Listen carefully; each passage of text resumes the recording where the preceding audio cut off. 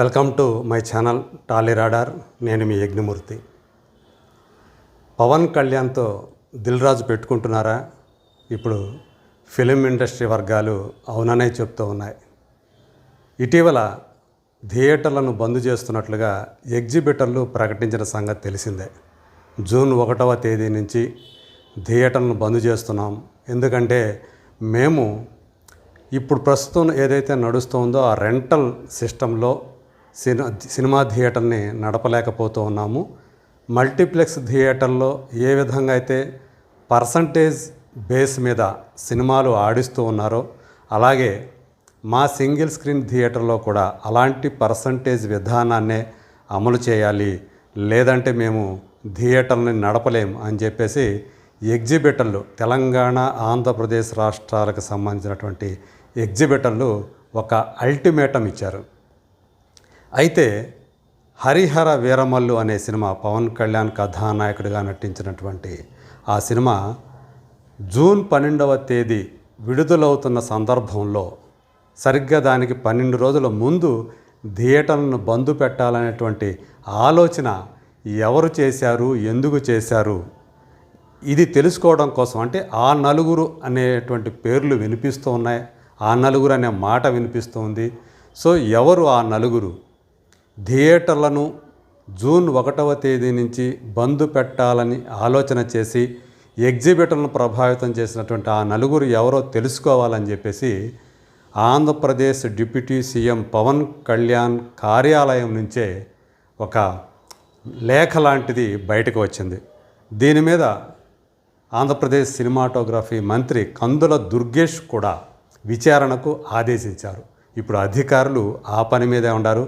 అయితే ఇప్పుడు ఆ నలుగురిలో తాను లేనని చెప్పేసి సీనియర్ ప్రొడ్యూసర్ అల్లు అరవింద్ స్వయంగా ప్రకటించారు. రీసెంట్గా ఒక మీడియా మీట్ పెట్టి తాను కోవిడ్ సందర్భంలో ఆ నలుగురు నుంచి బయటకు వచ్చేసానని చెప్పేసి ఆయన ప్రకటించారు. అంటే ఒకప్పుడు ఆ నలుగురు అనేవాళ్ళు ఉన్నారు అని చెప్పేసి ఆయన ఒప్పుకున్నట్లయింది. మరి ఎవరు ఆ నలుగురు అంటే, చాలా కాలంగా మనకు తెలుసు సినిమా ఇండస్ట్రీని ఆ నలుగురు అని చెప్పి పరోక్షంగా వాళ్ళ పేర్లు ప్రస్తావించకుండా ఆ మాట ఉపయోగిస్తూ వస్తూ ఉన్నారు ఇండస్ట్రీ వర్గాల వాళ్ళు. థియేటర్లన్నింటినీ కూడా, అంటే మార్కెట్ని తమ గుప్పెట్లో పెట్టుకున్నటువంటి ఆ నలుగురు వ్యక్తులుగా ఇప్పటివరకు కూడా అల్లు అరవింద్, దగ్గుబాటి సురేష్ బాబు, దిల్ రాజు, ఏషియన్ సునీల్ పేర్లు వినిపిస్తూ వచ్చాయి. ఇప్పుడు తాను ఆ నలుగురిలో లేను అని చెప్పేసి అల్లు అరవింద్ ప్రకటించారు. పైగా తనకు అసలు తెలంగాణలో AAA సినిమాస్, ఈ హైదరాబాద్ అమీర్పేటలో ఉన్నటువంటి ఆ AAA సినిమాస్ అనేటువంటి ఒక మల్టీప్లెక్స్ థియేటర్ తప్ప తెలంగాణలో తన చేతిలో అసలు ఎలాంటి థియేటర్లు లేవని, ఆంధ్రప్రదేశ్లో కూడా కేవలం తనకు 15 థియేటర్లు మాత్రమే ఉన్నాయని చెప్పేసి అల్లు అరవింద్ ప్రకటించారు. ఇప్పుడు దీంతో అన్ని వేళ్ళు కూడా దిల్ రాజు మీదకి వెళుతున్నాయి, అందరి కళ్ళు కూడా దిల్ రాజు మీదకే వెళుతున్నాయని చెప్పేసి ఇండస్ట్రీలో చెప్పుకుంటూ ఉన్నారు. ఎందుకు దిల్ రాజు ఎగ్జిబిటర్ను ప్రభావితం చేసి జూన్ 1వ తేదీ నుంచి థియేటర్లు బంద్ పెడుతున్నారని చెప్పేసి ప్రకటన ఎందుకు ఇప్పించారు అని చాలామంది ఇప్పుడు ప్రశ్నిస్తూ ఉన్నారు. ఈ సంవత్సరం జనవరిలో, అంటే సంక్రాంతి సందర్భంలో దిల్ రాజు సంబంధించినటువంటి 2 సినిమాలు విడుదలయ్యాయి. ఒకటి రామ్ చరణ్ కథానాయకుడిగా నటించినటువంటి గేమ్ చేంజర్, ఇంకొకటి వెంకటేష్ హీరోగా నటించినటువంటి సంక్రాంతికి వస్తున్నాం. ఈ 2 సినిమాల విడుదలకు ముందు స్వయంగా దిల్ రాజు పవన్ కళ్యాణ్ కలిశారు. సో ఆయన కార్యాలయంలో ఆంధ్రప్రదేశ్కి వెళ్ళి, అలాగే గేమ్ చేంజర్కి సంబంధించినటువంటి ఆ టికెట్ రేట్లను, థియేటర్లో టికెట్ రేట్లను పెంచుకునేందుకు వెసులుబాటు కూడా తీసుకున్నారు. అలా పవన్ కళ్యాణ్ నుంచి లబ్ధి పొందినటువంటి దిల్ రాజు ఇప్పుడు ఎందుకు ఈ పని చేస్తున్నారు, థియేటర్ని బంద్ పెట్టే ఆలోచన ఎందుకు చేశారు అని చెప్పి చాలామంది అడుగుతూ ఉన్నారు. సో అంటే దిల్ రాజు థియేటర్ల వెనక ఈ ఎగ్జిబిటర్ల చేత జూన్ 1వ తేదీ థియేటర్ల బంద్ పెడుతున్నామనేటువంటి ప్రకటన ఇప్పించడం వెనక దిల్ రాజు కనుక ఉన్నట్లయితే చాలామంది అయితే నమ్ముతూ ఉన్నారు దిల్ రాజే ఇదంతా చేయించాడని. దీనికి ప్రధాన కారణం ఒకటి కనిపిస్తుంది, అది మైత్రి మూవీ మేకర్స్.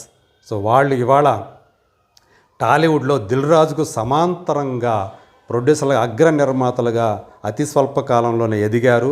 కేవలం ఇప్పుడు నిర్మాతలుగా మాత్రమే కాకుండా మార్కెట్లోకి కూడా వాళ్ళు అడుగుపెట్టారు. అంటే డిస్ట్రిబ్యూషన్ రంగంలోకి, ఎగ్జిబిషన్ రంగంలో కూడా వాళ్ళు అడుగుపెట్టారు.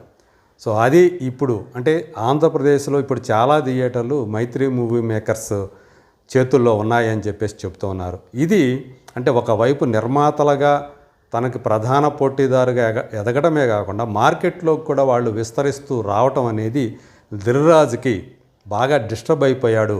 సో ఆ మైత్రి మూవీ మేకర్స్కి చెక్ చెప్పే ఉద్దేశంతో ఈ పని చేశాడు అని చెప్పేసి కూడా ఒక కథనం అయితే, ఒక ప్రచారం అయితే వినిపిస్తూ ఉంది. అందులో నిజాలు ఏమిటి అనేవి అంతర్గతంగా ఉన్న వాళ్ళకి, ఆ మార్కెట్లో ఉన్న వాళ్ళకి తెలుసు. సో మొత్తానికి ఈ విధంగా అంటే హరిహర వీరమల్లు అనే సినిమా విడుదలకు ముందే ఇలాంటిది జరగటంతో ఇప్పుడు ఇది ఒక పెద్ద ఇష్యూ కింద మారిందని చెప్పాలి.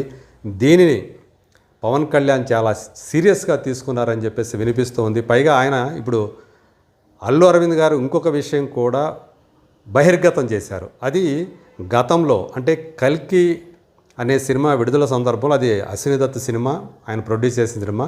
ఆ సందర్భంలో వీళ్ళందరూ కూడా అంటే అల్లు అరవింద్, అశ్విని దత్, అలాగే దిల్ రాజు వీళ్ళందరూ కూడా ఆ టికెట్ రేటు పెంపు విషయంలో పవన్ కళ్యాణ్ కలిశారు. ఆ సందర్భంలో ఆయన చంద్రబాబు నాయుడు గారిని అంటే సినిమా ఇండస్ట్రీకి చంద్రబాబు నాయుడు గారికి అవినాభావ సంబంధం ఉంది, ఆయన కలిస్తే బాగుంటుంది కదా అని చెప్పేసి పవన్ కళ్యాణ్ అప్పుడే సూచించారు, చెప్పారు.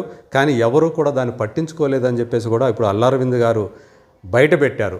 సో ఇదన్నీ కూడా ఇన్ని చేస్తున్నప్పటికీ కూడా టికెట్ రేట్లను ఎవరు అడిగితే వాళ్ళు పెంచటము, గత ప్రభుత్వ హయాంలో, వైసీపీ ప్రభుత్వ హయాంలో సినిమా ఇండస్ట్రీని చాలా వాళ్ళు ఇక్కట్ల పాలు చేశారు. థియేటర్ల దగ్గరికి తహసీల్దార్లను పంపించి ఇబ్బంది పెట్టారు. అలాగే టికెట్ రేట్లు భారీగా తగ్గించేసి ఇబ్బందులు పెట్టారు అనేటువంటి ఏవైతే జరిగాయో ఇప్పుడు అందుకు అవేవీ లేకుండా సినిమా ఇండస్ట్రీకి ఆంధ్రప్రదేశ్ ప్రభుత్వం ఎంతగా సహకరిస్తుంటే కనీసం మర్యాదపూర్వకం కూడా ముఖ్యమంత్రిని కలవరా అని చెప్పేసి పవన్ కళ్యాణ్ ఆయన ఇది పెట్టారు, అది మనసులో పెట్టుకున్నారు అనేది కూడా ఒకటి వినిపిస్తూ ఉంది. తాను చెప్పిన మాటని ఇండస్ట్రీ పెద్దలు పట్టించుకోకపోవటం, ఇప్పుడు థియేటర్ల బంద్ లాంటి విషయం ఇప్పటిదాకా లేనిది ఇప్పుడే ఎందుకు వచ్చింది అనేటువంటి విషయాన్ని కూడా ఆయన చాలా సీరియస్గా తీసుకొని వార్నింగ్ ఇచ్చారు సినిమా ఇండస్ట్రీకి అని చెప్పి చెప్తున్నారు. రానున్న రోజుల్లో మరి దిల్ రాజు, ఇప్పుడు అల్లు అరవింద్ అయితే బయటకు వచ్చి చెప్పారు, మరి దిల్ రాజు ఇంతవరకు కూడా ఆయన నుంచి ఎలాంటి స్పందన అయితే రాలేదు. ఆయన ఏం చెప్తారు, ఏంటి, తాను దీని వెనక ఉన్నారా లేదా అనే విషయాన్ని కూడా అంటే అందరూ కూడా ఇప్పుడు దిల్ రాజు వైపు చేతులు చూపిస్తుంటే ఆయన మాత్రం ఎందుకు మౌనంగా ఉన్నారనేటువంటి ప్రశ్న కూడా వస్తుంది. మరి అతి త్వరలోనే దీనికి సంబంధించినటువంటి విషయాలన్నీ కూడా బహిర్గతం అయ్యే అవకాశం ఉంది. మరి దిల్ రాజు ఏం చేస్తారు, పవన్ కళ్యాణ్ గారి వార్నింగ్కి మరి ఆయన ఎలా స్పందిస్తారనేది let us wait and see.